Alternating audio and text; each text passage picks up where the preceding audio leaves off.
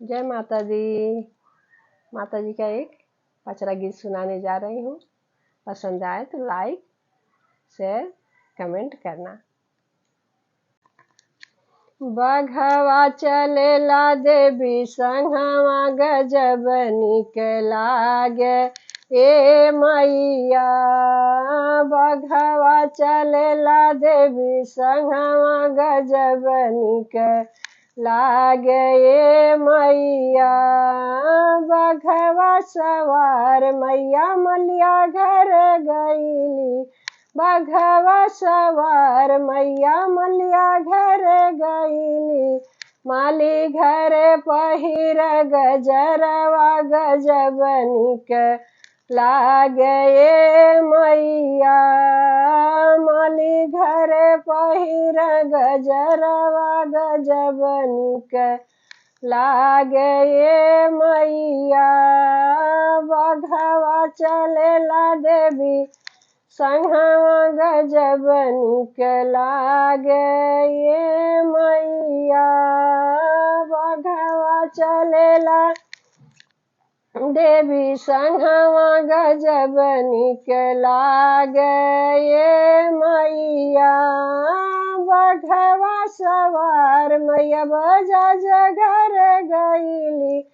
बघवा सवार मैया बजाज घर गईली। बजाज घर ओढ़ली चुनरिया गजब निक लागे ये मैया।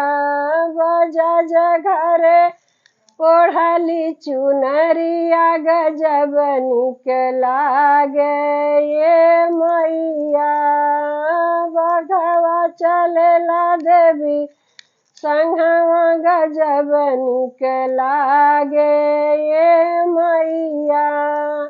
बघवा सवार मैया कोहरा घर गईली। बघवा सवार मैया कोहरा घर गईली। कोहरा घर पिया जुड़ पनिया गजब निक लागे ए मैया।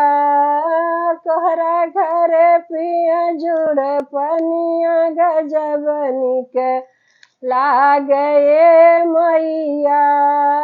बघवा चलेला देवी संघवा गजब निक लागे ए मैया। बघवा चलेला देवी संघवा गजब निक लागे ए मैया।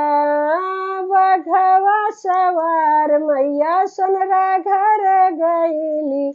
बघवा सवार मैया सोनरा घर गईली। सोनरा घर पहिर मुकुटवा गजब निक लागे ए मैया। सोनरा घर पहिर मुकुटवा गजब निक लागे ए मैया।